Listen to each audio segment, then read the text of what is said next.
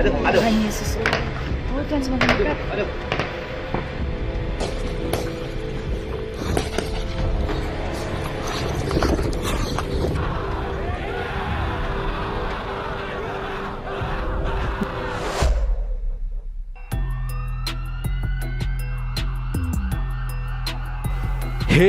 Hey, hola Indomax Indo Magazines.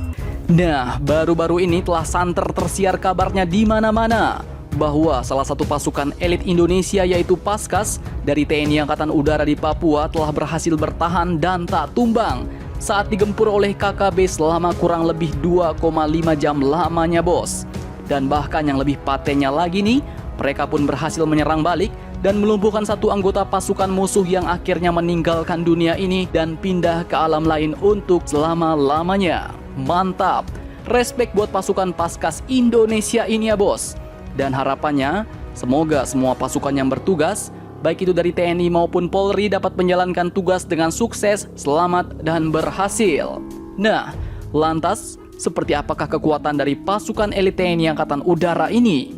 Oke, dikutip dari beberapa sumber berita berikut, salah satunya Inews, mewartakan bahwa Korps Baret Jingga ini ternyata merupakan pasukan khusus yang juga memiliki kemampuan tempur di 3 matra, bos, yakni udara, darat, dan bahkan juga di laut. Warna Baret Jingga pasukan elit ini pun terinspirasi dari cahaya jingga saat fajar di daerah Margahayu, Bandung, yaitu tempat pasukan elit ini dilatih. Moto mereka adalah Karmanye Fadikaraste Mafalesu Kadats Jana, yang artinya menunaikan tugas tanpa menghitung untung dan rugi.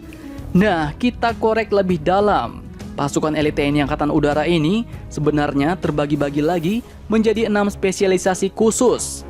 Yang pertama adalah Pusdiklat Paskas. Mereka bertugas untuk melaksanakan pembinaan kemampuan Paskas melalui penyelenggaraan pendidikan, latihan, penelitian, pengujian serta pengembangan taktik dan prosedur Kopaskas yang pastinya tak sembarangan dan bukan kaleng-kaleng, bos. Kemudian yang kedua adalah pasukan anti teror Paskas. Unit ini pun merupakan unit yang paling elit dalam Paskas, bos. Mereka dikenal sebagai Satuan Bravo 90 atau Sat Bravo 90. Pasukan ini pun merupakan hasil seleksi dari pasukan Paskas sendiri yang kemudian masih disaring lagi dengan sangat-sangat ketat, bos, melalui serangkaian tes gila yang nantinya akan mendapatkan poin, kemudian diakumulasikan. Nah, dari sinilah kemudian peringkat-peringkat terbaik akan diambil sebagai anggota Sat Bravo.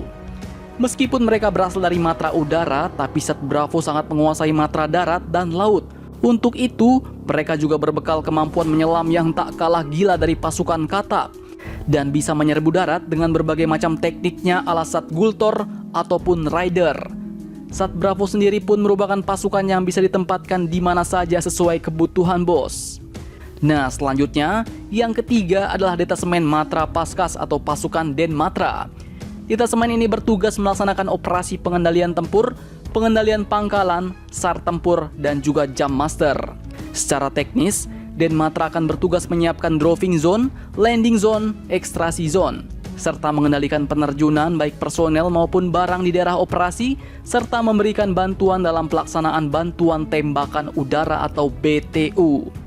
Kemudian yang keempat adalah Detasemen Hanut. Pasukan ini pun bertugas melaksanakan operasi pertahanan udara sebagai bagian sistem pertahanan udara nasional dan operasi militer lain atas kebijakan Panglima TNI. Kemudian yang kelima adalah Para Komando atau Parako.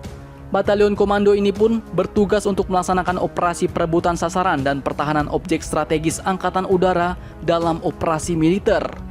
Dan yang terakhir yang keenam adalah Resimen Bantuan Tempur yang bertugas sebagai kekuatan pelapis penggempur untuk bantuan bagi pasukan kawan, terutama pasukan Parako yang berada di garis depan pertempuran. Nah, jadi bagaimana menurut kalian? Jangan lupa komentar, tetaplah kalian barbar dan jangan santuy terus. Demi Indonesia maju, salam Indomax Indo Magazines.